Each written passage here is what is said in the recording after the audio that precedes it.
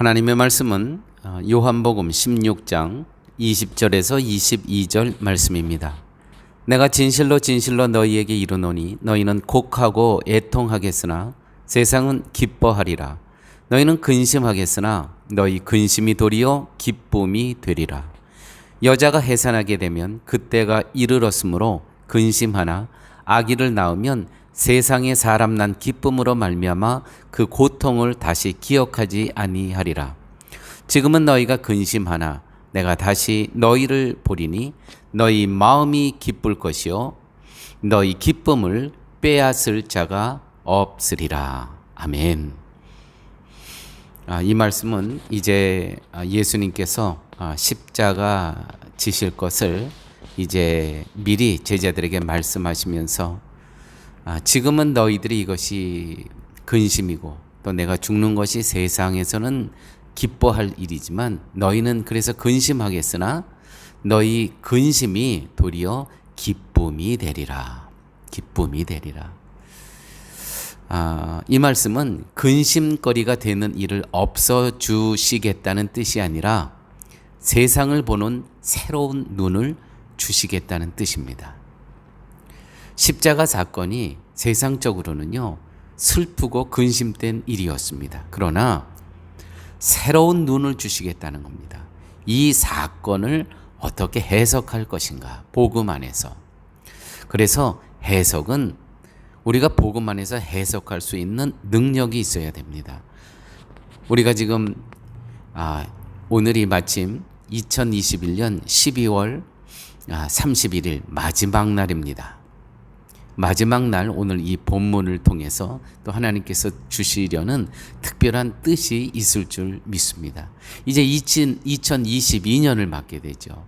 그래서 2022년도 정말 새로운 복음 안에서의 모든 우리에게 겪어지고 또 닥치는 일들을 복음 안에서 해석할 수 있는 그 능력, 정말 그게 필요한 것입니다.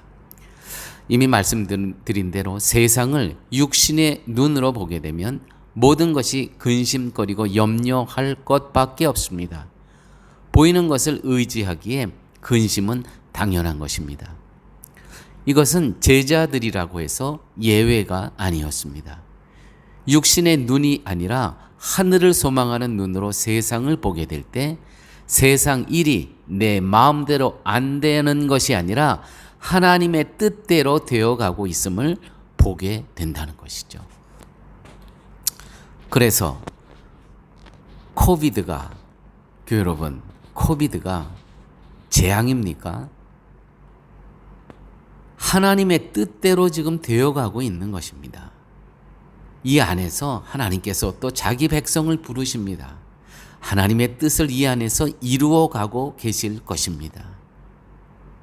이게 육신의 눈으로 보느냐 아니면 복음 안에서 복음의 시각으로 되어지는 일들을 보는가,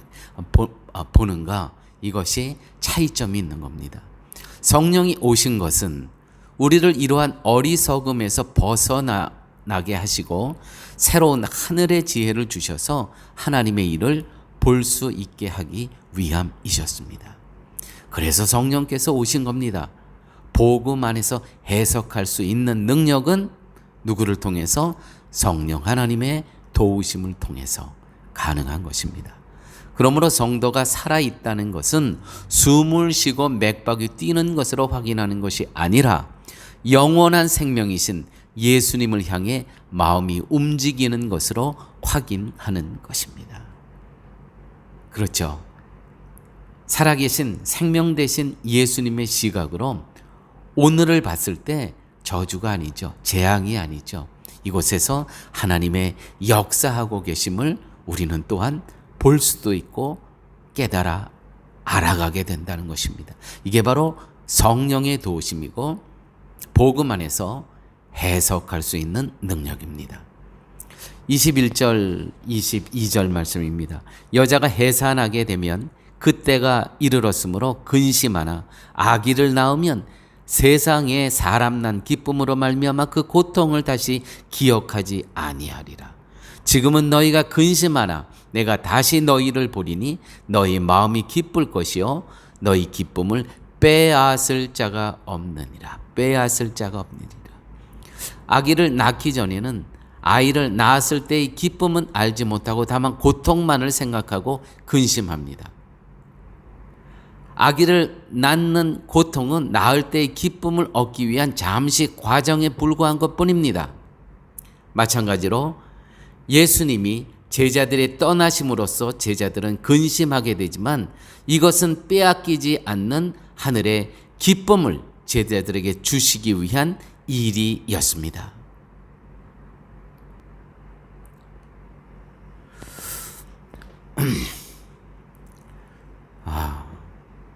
예수님은 우리에게 기쁨을 주셨습니다. 문제는 예수님이 주신 것을 기뻐하지 않는다는 것입니다. 깨닫지 못한다는 것이죠. 예수님께서 우리에게 주신 그 기쁨은 뭡니까? 예수님의 십자가의 그 보혈의 은총을 통해서 우리가 모든 우리의 죄값을 다 탕감받게 하여 주시고 구원받은 백성으로서 그로 인해서 구원받은 백성으로서 영생을 얻게 하셨다는 것이죠. 영원한 생명을 허락하여 주셨다는 것입니다. 문제는 하나님이 주신 이 선물을 기뻐하지 않는다는 거예요. 하늘을 소망하기보다는 세상을 더욱 소망하기 때문에 이것이 보여지지 않고 깨닫지 못한다는 것이죠. 예수님이 이루신 하늘의 것으로는 기뻐하지를 못합니다. 왜요? 우리의 눈은 정욕의 눈으로 가려져 있기 때문에 예수님께서 주신 이 선물을 볼 수 없다는 것이죠. 우리의 생각이 육신에 머물므로 인해서 기쁨을 상실한 채 근심에 빠지게 된다는 말씀입니다. 성도는 새롭게 태어난 사람입니다. 새롭게 태어났다는 것은 새로운 시각으로 영생을 소유한 자로서 살게 되었음을 뜻하는 것입니다. 이것이 빼앗길 수 없는 기쁨이라는 것이죠. 2021년을 마감하고 이제 2022년을 맞이하면서 특별히 오늘 저희들에게 주신 말씀, 우리에게 주신 예수 그리스도께서 우리에게 주신 선물은 뭐냐 하면 이 땅에서 우리의 모든 죄값을 십자가에 죄값을 다 치르시고 우리를 그 십자가 사건으로 구원하여 주시고 영원한 생명을 허락하여 주셨다는 것입니다. 이 기쁨을 갖고 2022년을 시작하는 우리 성도님 모두가 되시기를 예수님의 이름으로 축원드립니다. 아버지 하나님 감사합니다.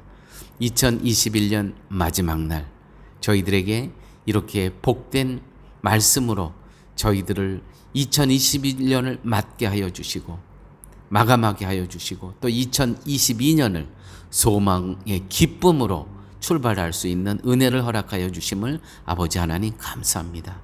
2022년을 시작하면서 우리에게 주신 선물, 그 기쁨은 바로 구원받은 기쁨과 영생을 허락하여 주셨다는 그 기쁨을 늘 소유하면서 상실하지 않고 그 기쁨 가운데 성령 하나님과 동행하는 한 해가 될 수 있도록 우리 주님 함께하여 주옵소서. 예수님 이름으로 기도드렸습니다. 아멘.